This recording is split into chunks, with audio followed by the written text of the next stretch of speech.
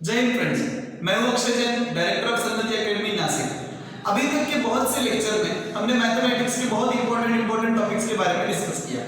अभी आज के लेक्चर से हम लोग इसी तरीके का एक important topic which is matrices, उसके बारे में डिस्कस करेंगे। सबसे पहले हम लोग देखते हैं कि मैट्रिसेस होता क्या है। पहले तो समझो ये वर्ड है मैट्रिक्स। मैट्रिक्स मतलब एक मैट्रिक्स और उसके प्लूरल फॉर्म हो जाता है मैट्रिसेस। एक है तो मैट्रिक्स, ज्यादा है तो मैट्रिसेस। ठीक है, दोनों अलग अलग चीजें नहीं है। एक है तो मैट्रिक्स, ज्यादा है तो मैट्रिसेस। सिंगुलर प्लूरल फॉर्म है ये, बाकी कुछ नहीं। तो अभी हम लोग डिस्कस करते हैं पहले तो मैट्रिक्स होता क्या है। सो डेफिनेशन आपको लिखनी है, तो मैट्रिक्स की डेफिनेशन आती है, it is an arrangement of a number, it is an arrangement of a number in array form, ARRAY, array form or rectangular form written in rows and column format. क्या बोला मैंने?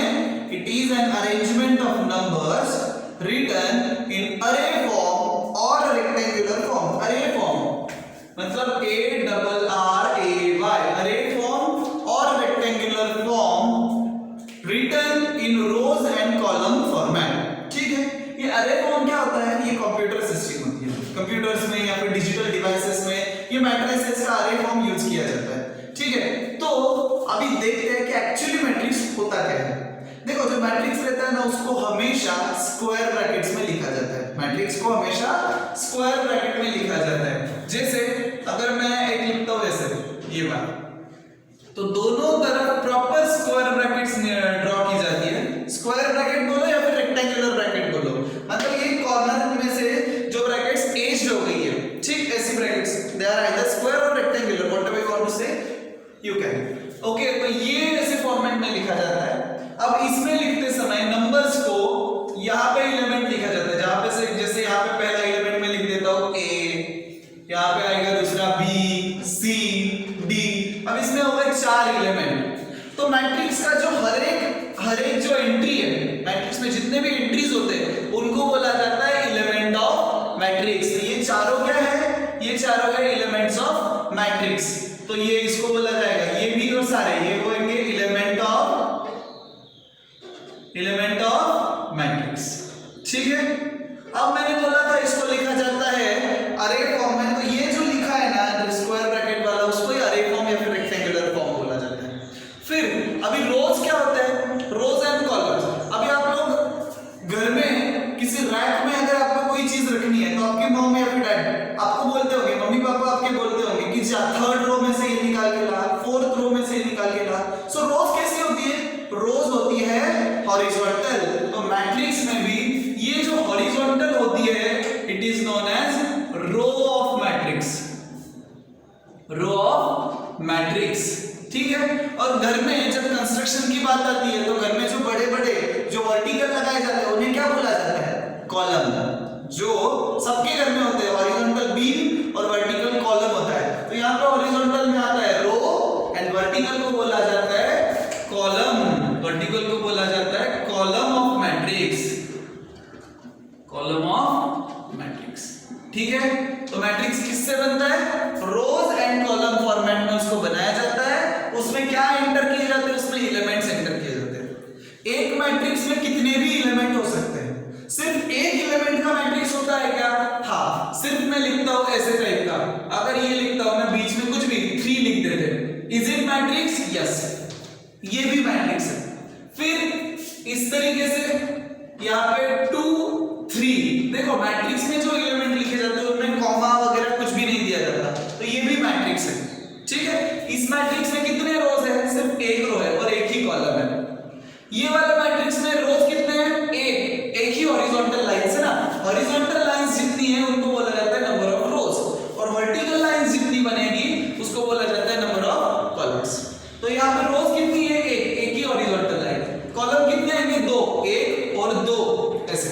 ठीक है, ये matrix की अगर हम बात करें तो यहाँ पे रोज कितने आएंगे? ये 1 और ये 2। ठीक है, और यहाँ पे कॉलम्स कितने आएंगे? ये 1 और ये सेकंड रो। ठीक, मैट्रिक्स में कितने भी रो और कितने भी कॉलम्स हो सकते हैं, लेकिन ये कंपलसरी आपको याद रखना है कि उनके बाजू में ये स्क्वायर ब्रैकेट प्रॉपर्ली देनी है। इसको बहुत खराब तरीके से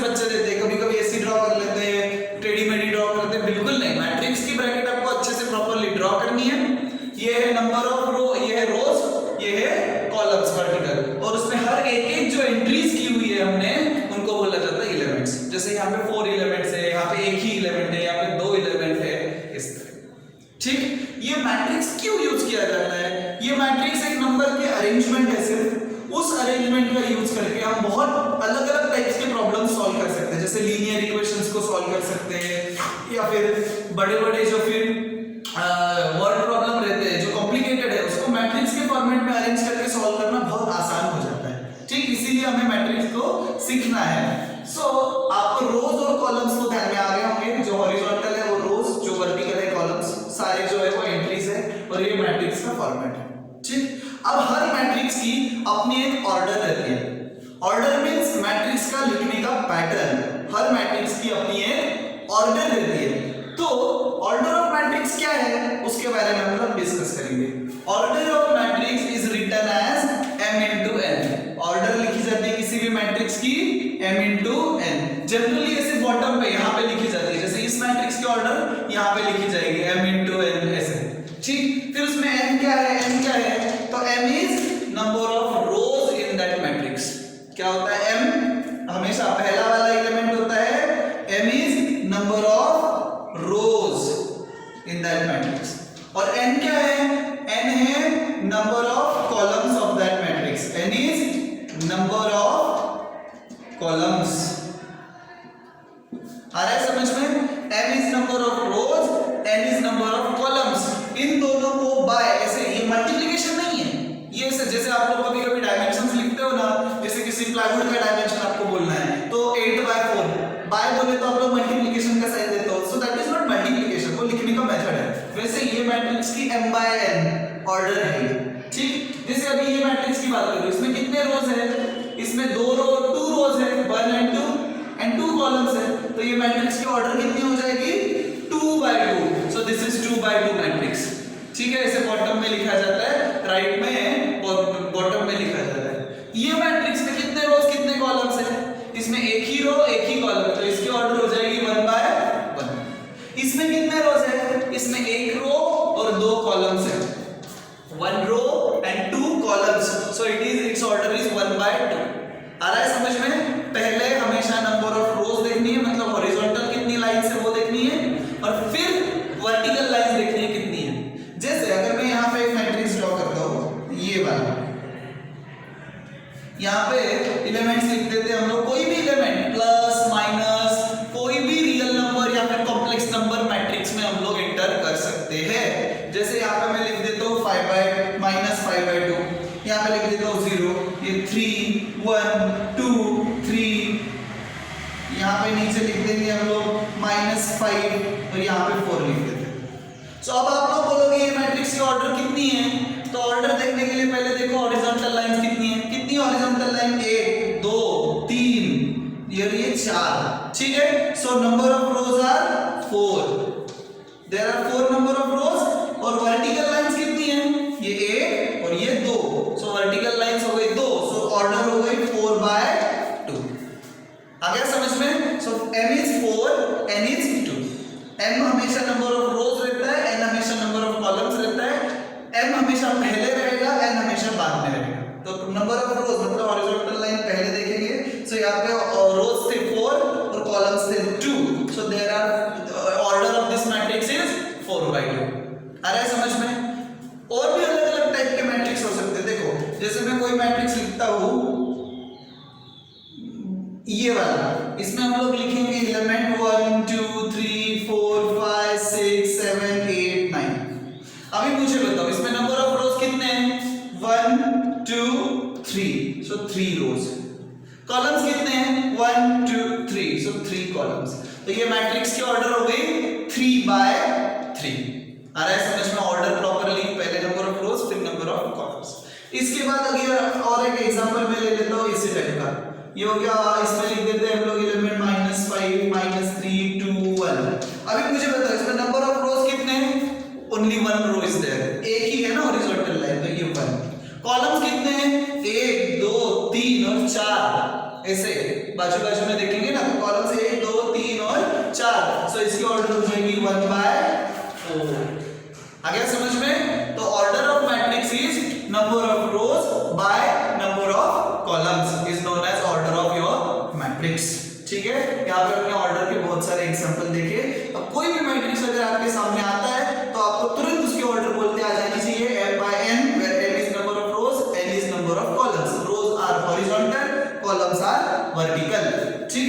अभी और एक टॉपिक ऐसा आता है एड्रेस ऑफ एलिमेंट, किसी भी मैट्रिक्स में एड्रेस ऑफ एलिमेंट। एक बात हमेशा ध्यान रखोगे, जब हम मैट्रिक्स को डिफाइन करते हैं, मतलब मैट्रिक्स को लिखते हैं, तो मैट्रिक्स को हमेशा कैपिटल लेटर से डिनोट किया जाता है। जैसे ये मैट्रिक्स लिखा है तो इसको मैं लिखूंगा capital A is equal to, तो ये हो जाएगा। जैसे इसको लिखूंगा तो capital B is equal to, तो ये उस मैट्रिक्स का नाम हो गया। ठीक, इस मैट्रिक्स का ये नाम है कैपिटल B। इसको लिख देंगे capital C is equal to, D is equal to. तो हर मैट्रिक्स को अपना अपना एक नाम रहता है, कैपिटल लेटर। और उस मैट्रिक्स के अंदर जितने भी एलिमेंट रहते हैं ना, सबका अपना अपना एक एड्रेस रहता है।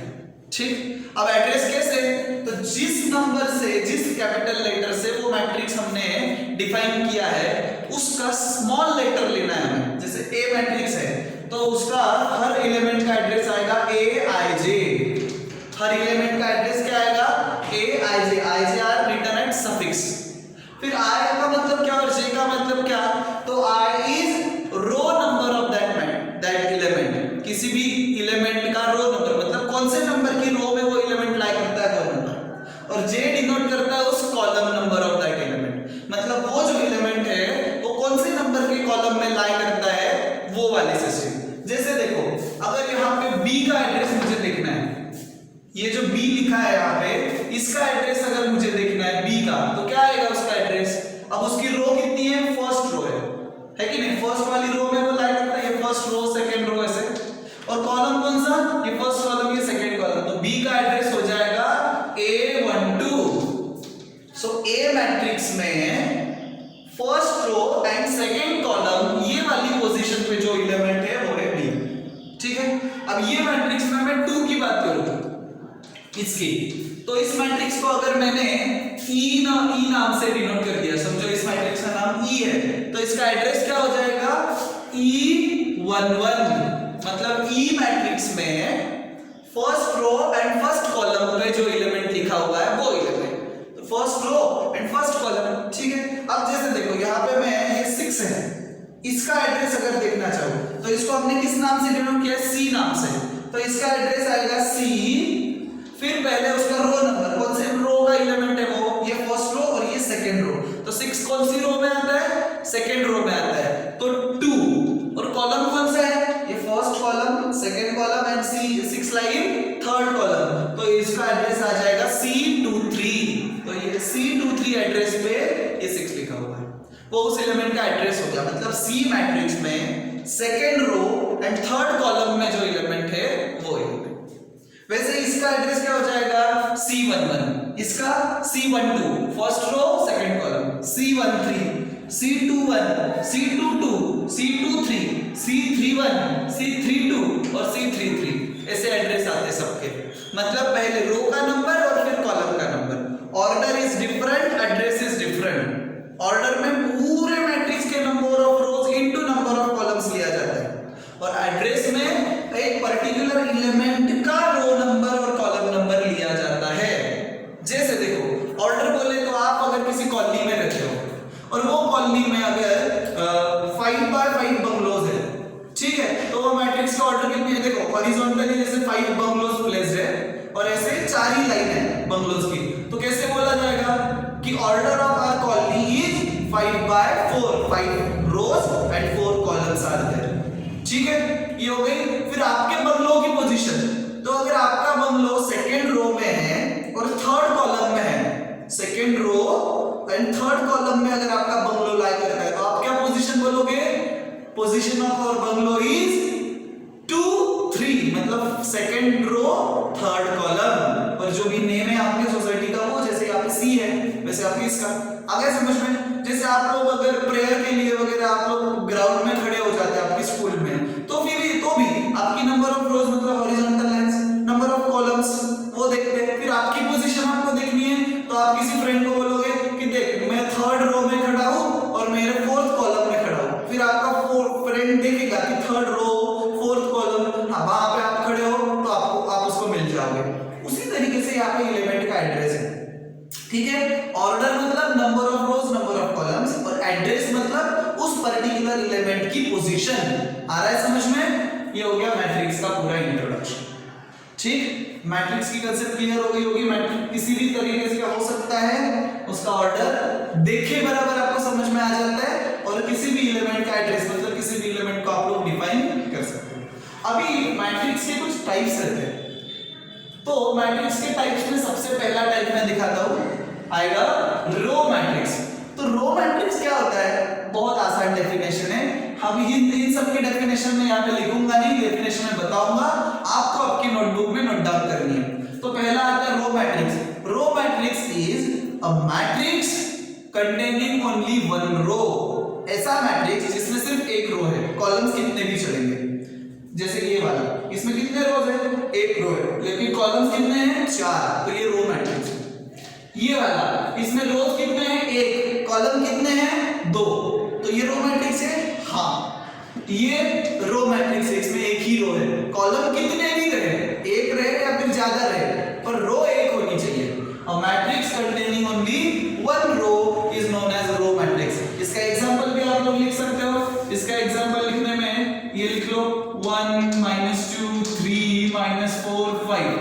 अब ये वाले मैट्रिक्स की ऑर्डर कितनी हो जाएगी गाइस, इसकी ऑर्डर हो जाएगी 1/5, मतलब इसमें एक ही रो है लेकिन कॉलम्स कितने हैं, 1 2 3 4 और 5 कॉलम्स है, तो इसकी जो ऑर्डर हो जाएगी 1/5। अब मैंने जो रो मैट्रिक्स की डेफिनेशन बोली है उसके हिसाब से आप खुद ही सोचो कि कॉलम मैट्रिक्स की डेफिनेशन क्या होगी। आप लोग तो इंटेलिजेंट हो, क्या आएगी कॉलम मैट्रिक्स की डेफिनेशन, अ matrix containing only one column. जैसे इसमें एक रो है तो रो मैट्रिक्स, एक ही कॉलम है तो कॉलम मैट्रिक्स, फिर उसमें रोज कितने भी रहे। तो यहाँ पे आप मुझे बताओ कोई कॉलम मैट्रिक्स है क्या, आप लोग बोलोगे सर नहीं है, पर मैं बोल रहा हूँ है। ये वाला, इसमें कॉलम्स कितने हैं, एक ही तो है, रो भले ही उसमें एक है पर कॉलम भी तो एक ही है, तो ये मैट्रिक्स रो मैट्रिक्स भी है और कॉलम मैट्रिक्स भी है, क्योंकि उसमें रो भी एक है, कॉलम भी एक ही है। तो कॉलम मैट्रिक्स में कितने कॉलम रहते हैं, एक ही कॉलम रहेगा, जैसे ये वाला मैट्रिक्स। तो इसको मैं ड्रॉ करता हूं, तो -2 1 100 ले लो, 3 ले लो। तो अब मुझे बताओ ये वाले मैट्रिक्स में कितने रो कॉलम्स है, एक, रोज कितने हैं, रोज देखो ये 1 2 3 4 रोज है हॉरिजॉन्टल, तो इसकी ऑर्डर आएगी 4 बाय, कॉलम कितने हैं, एक है, इसीलिए तो वो कॉलम मैट्रिक्स है। तो row matrix means a matrix having only one row, column matrix means a matrix having only one column. ठीक है। और थर्ड स्क्वायर मैट्रिक्स। अब स्क्वायर मैट्रिक्स बहुत आसान है, a matrix containing same number of rows and columns. जिस matrix में number of rows is equal to number of columns है उसको स्क्वायर मैट्रिक्स बोला जाता है। क्या है यहाँ पे, number of rows is equal to number of columns. जितने नंबर ऑफ रोज रहेंगे उतने ही नंबर ऑफ कॉलम्स रहेंगे। ठीक है, जैसे यहाँ पे ये वाला मैट्रिक्स, इसमें 2 रोज एंड 2 कॉलम्स, तो ऑर्डर हो गई 2 2, मतलब m इज इक्वल टू 10 रहेगा। इस क्या रहेगा यहाँ पे condition, m is equal to 10। ठीक है, जैसे ये वाला मैट्रिक्स है 3/3, इसमें 3 रोज एंड 3 कॉलम्स है, तो इसको भी हम लोग स्क्वायर मैट्रिक्स बोलेंगे। और कोई स्क्वायर मैट्रिक्स है, ये है 2/2, ये है 3/3। अब और देखो तो ये इतने एग्जांपल्स में और कोई स्क्वायर मैट्रिक्स आपको दिखता है क्या, मुझे तो दिख रहा है। कौन सा, ये वाला, ये भी स्क्वायर मैट्रिक्स है, बिकॉज इसमें रोज कितने 1, कॉलम कितने 1, तो 1/1 इसके ऑर्डर है, तो वो भी स्क्वायर मैट्रिक्स है। आ गया समझ में। तो जिसमें number of rows is equal to number of columns है उसको स्क्वायर मैट्रिक्स बोला जाता है। आइदर 2/2 रहेगा, 3/3 रहेगा, 4/4 रहेगा, 5/5 रहेगा, पर सेम।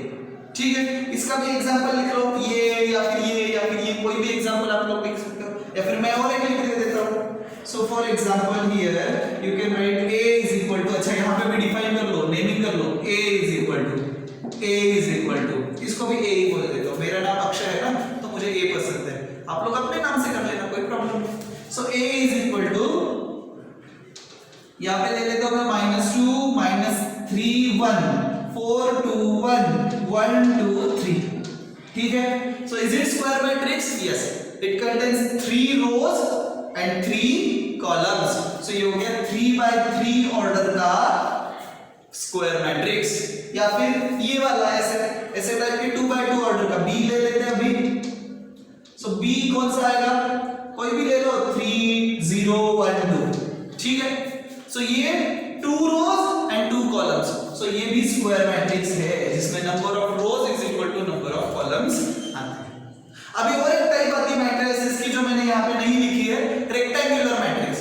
तो आप लोग सोचो स्क्वायर मैट्रिक्स में दोनों इक्वल होने चाहिए, तो रेक्टेंगुलर में क्या है, दोनों इक्वल नहीं होने चाहिए, बस मतलब m should not be equal to n, तो उसमें ने यहाँ पे लिखना जरूरी नहीं समझा। तो रेक्टेंगुलर मैट्रिक्स मतलब क्या, where m is not equal to n, जिसमें number of rows and number of columns अलग अलग है। जैसे ये वाला, जैसे ये वाला मैट्रिक्स, ये वाला मैट्रिक्स, ये वाला, ये सारे कैसे रेक्टेंगुलर मैट्रिक्स है, because their number of rows and number of columns are different, ठीक है। आगे चलते हैं डायगोनल मैट्रिक्स। अभी डायगोनल मैट्रिक्स में क्या होता है, every diagonal matrix is strictly a square matrix. Diagonal matrix जो होता है वो स्क्वायर मैट्रिक्स होना कंपलसरी है, पहली बात, ठीक है। सो डायगोनल मैट्रिक्स क्या है, स्क्वायर मैट्रिक्स का ही टाइप है, ठीक। लेकिन उसमें कंडीशन ऐसी होती है कि here all non diagonal elements should be 0। क्या रहेगी इसकी condition, all non diagonal elements should be 0।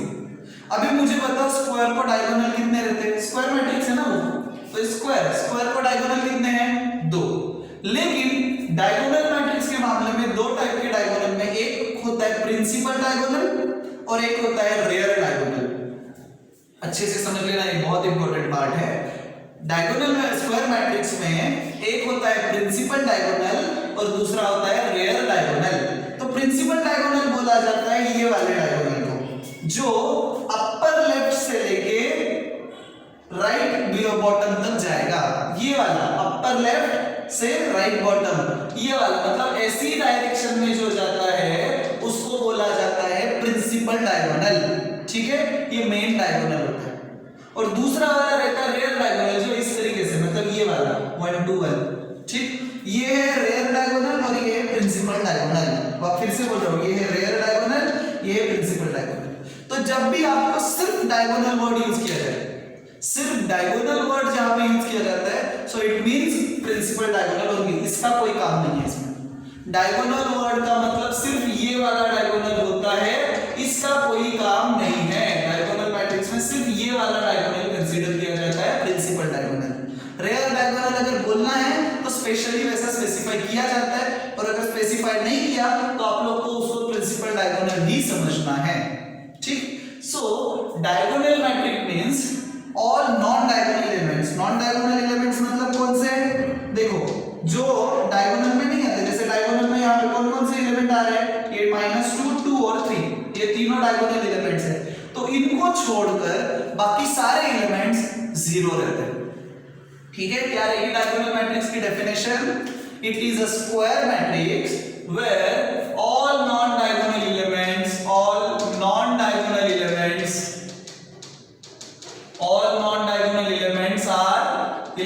Equal to 0। सारे नॉन डायगोनल एलिमेंट्स 0 रहते हैं। फिर डायगोनल एलिमेंट कुछ भी रहे, बट तीनों के तीनों 0 भी नहीं हो सकते। डायगोनल एलिमेंट्स में एटलीस्ट एक एलिमेंट तो प्रेजेंट रहेगा व्हिच इज नॉन जीरो, ठीक है। तो डायगोनल मैट्रिक्स एग्जांपल देख लेते हैं। जैसे देखो 2 by 2 का अगर मैं एग्जांपल लेता हूं तो इसमें यहां पे मैं लिखता हूं 2, यहां पे लिखता हूं -3, ये दोनों 0, क्योंकि डायगोनल एलिमेंट्स ये दोनों है, बाकी के दोनों 0 रहेंगे, ठीक। 3 by 3 के मामले में अगर मैं कंसीडर करूं तो 3 by 3 के मामले में देखो यहां पे आएगा 1 2 3, या फिर आप लोग कुछ भी ले सकते हो, इसको माइनस भी कर सकते हो। और बाकी ये तीनों कैसे है, ये तीनों है डायगोनल एलिमेंट्स, और बाकी के सारे 0 0 0 0 0 0 हो गया matrix 3 by 3 complete. 3 rows and 3 columns, इसलिए स्क्वायर मैट्रिक्स है, हाँ है। अब डायगोनल मैट्रिक्स के लिए डायगोनल एलिमेंट्स कौन-कौन से हैं, ये तीनों, these 3 are diagonal elements and other elements are 0, so therefore it is diagonal matrix। तो जिस मैट्रिक्स में ये डायगोनल एलिमेंट्स को छोड़कर बाकी सारे एलिमेंट 0 होते हैं, means all non diagonal elements are 0, is known as diagonal matrix. समझ में आ रहा है। ये प्रिंसिपल डायगोनल के तीनों एलिमेंट को छोड़ 4/4 है तो चारों एलिमेंट को छोड़कर बाकी सारे 0 होने चाहिए, तो उसको डायगोनल मैट्रिक्स बोला जाता है। अभी आप लोग के सामने मैं और एक एग्जांपल देता हूं, मैं इसको 0 कर देता हूं, तो आप लोग बोल, तो फिर आप बताओ मुझे, is it diagonal matrix? Yes, it is diagonal matrix. कैसे? क्योंकि क्या कंडीशन है कि all non diagonal element should be 0। फिर डायगोनल एलिमेंट में क्या रहे? चलेगा कुछ भी, तो यहाँ पे 0 रहे चलेगा, लेकिन तीनों में से, ये तीनों में से एटलीस्ट एक नॉन जीरो होना चाहिए। जैसे ये 0 है चलेगा, ये भी 0 है तो चलेगा। आप लोग बोलेंगे इसको भी 0 कर दो तो फिर वो डायगोनल मैट्रिक्स रहेगा लेकिन नहीं बोला जाएगा, because it becomes null matrix. जिसमें सारे एलिमेंट 0 होते हैं उसको नल मैट्रिक्स या फिर 0 मैट्रिक्स बोला जाता है। तो फिलहाल डायगोनल मैट्रिक्स ये है क्या? हाँ, क्योंकि एक डायगोनल एलिमेंट तो प्रेजेंट है, ठीक है, और बाकी के सारे एलिमेंट 0 है।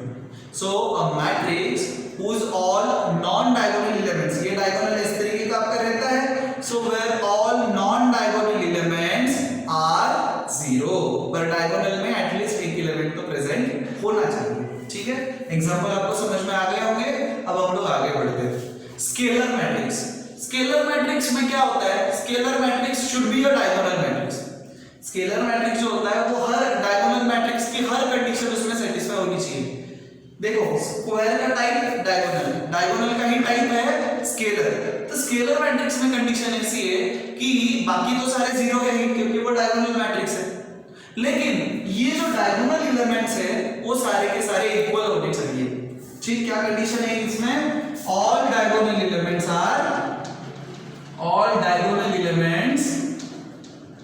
आर इक्वल, ठीक है।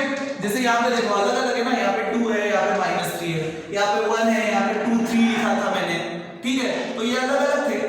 सो यहाँ पे कंडीशन ऐसी है, it should be a diagonal matrix but all diagonal elements are equal. मतलब इसका एग्जांपल अगर लिखूं तो क्या आएगा एग्जांपल? ये आएगा, जैसे मैं यहाँ पे 5 5, बाकी के तो 0 रहने चाहिए क्योंकि वो डायगोनल मैट्रिक्स है। और एक ज्यादा एग्जांपल लिखूं तो जैसे देखो यहाँ पे -2 -2 तीनों सेम होने चाहिए और बाकी के तो 0 ही है क्योंकि वो डायगोनल मैट्रिक्स है। सो यहाँ पे -2 तीनों एलिमेंट सेम है, यहाँ पे भी तीनों एलिमेंट, दोनों एलिमेंट सेम है, so they are known as scalar matrix, ठीक। और लास्ट टाइप ले रहा हूं मैं यूनिट एंड आइडेंटिटी मैट्रिक्स। अब unit identity matrix is a type of scalar matrix. मतलब देखो इसका टाइप ये, इसका टाइप ये, इसका टाइप ये, तो इसमें क्या कंडीशन है? इसमें कंडीशन ये है कि all diagonal element should be 1 unity.